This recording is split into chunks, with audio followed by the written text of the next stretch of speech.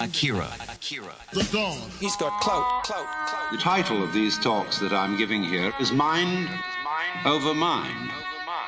And I'm going into all the various problems which have to do with the control of the mind. And so I might introduce what I'm going to say by saying it from different points of view.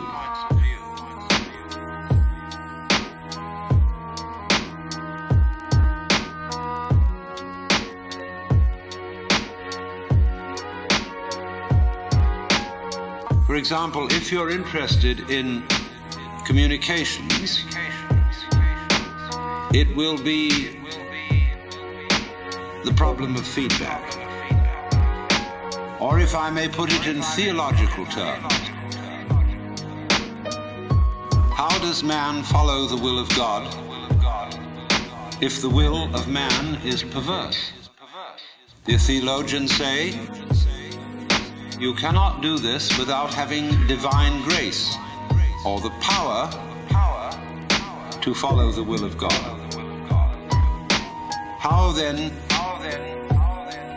do you get grace? Why is grace given to some and not to others?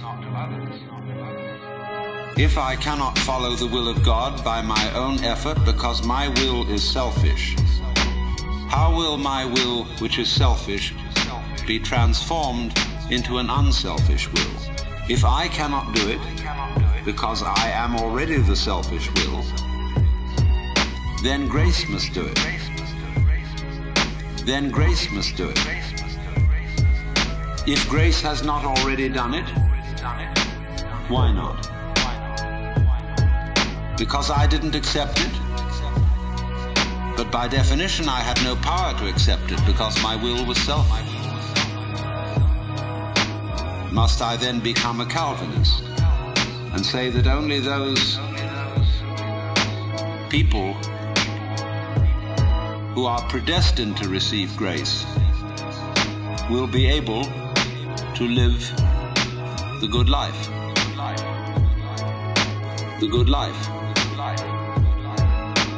Then we come back to the inadmissible position that people who live evil lives and do not get grace because they are not predestined to it out of the infinite wisdom of the Godhead, then God himself must be held responsible for their evil deeds.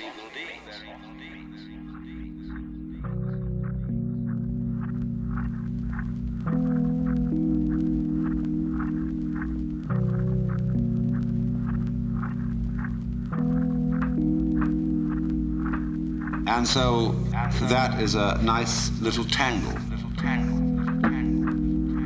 If I put this in the language of Oriental philosophy and religion, it would be something like this. The Buddha said that wisdom must come only from the abandonment of selfish craving or desire. One who abandons that desire attains nirvana, which is supreme peace, liberation, supreme peace, liberation, supreme peace, liberation. Nirvana means in Sanskrit, blow out. That is, exhale the breath. That is, exhale the breath. The opposite, desire, is to breathe in.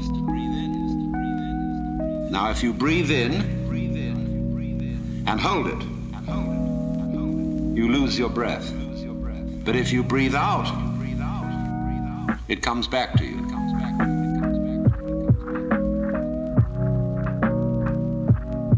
It comes back to you. So the principle here is, if you want life, don't cling to it. Let go. Let go.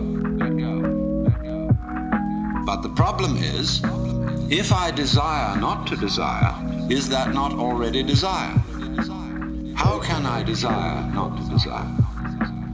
How can I surrender myself when myself is precisely an urge to hold on, to cling to life, to continue to survive?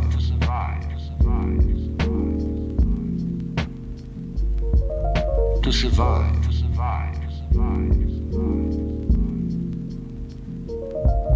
To survive.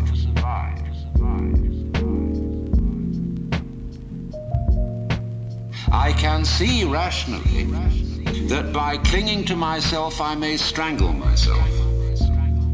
I may be like a person who has a bad habit, as a result of which he is committing suicide. And he knows that, but can't give it up, because the means of death are so sweet.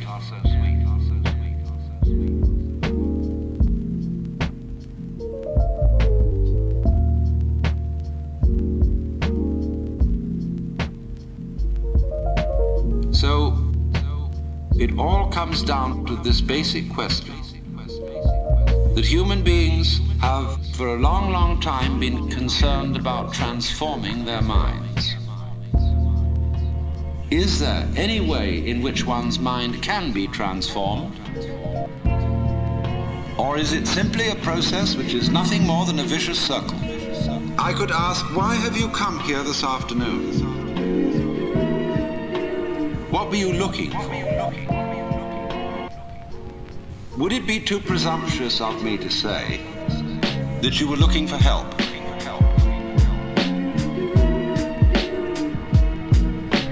Looking for help.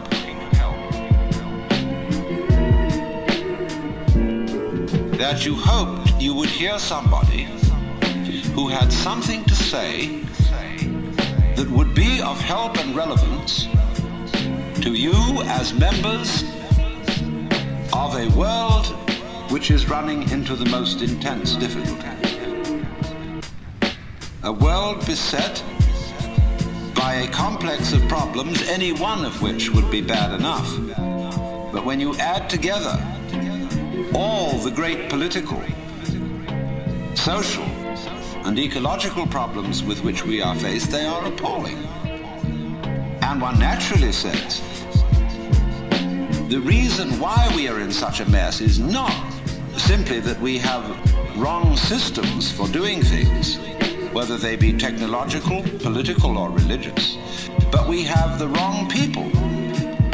The systems may be all right, but they are in the wrong hands because we are all, in various ways, self-seeking,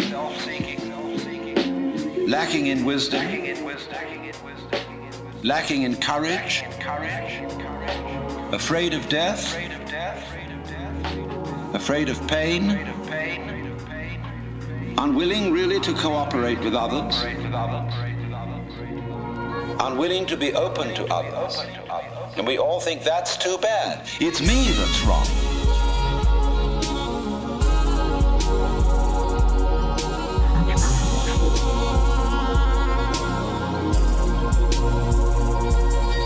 It's me that's wrong.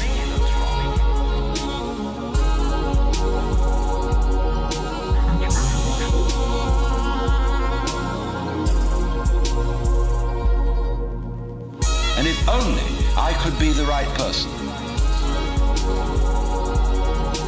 Is this man going to tell me something that will help me to change myself so that I will be a more creative and cooperative member of the human race? I would like to improve.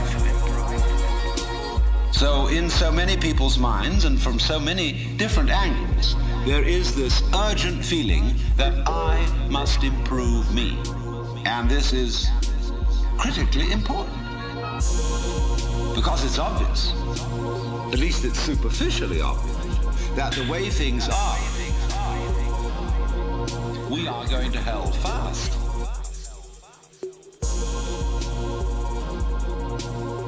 this question: can I improve me? There is the obvious difficulty that if I am in need of improvement, the person who's going to do the improving is the one who needs to be improved. And there immediately we have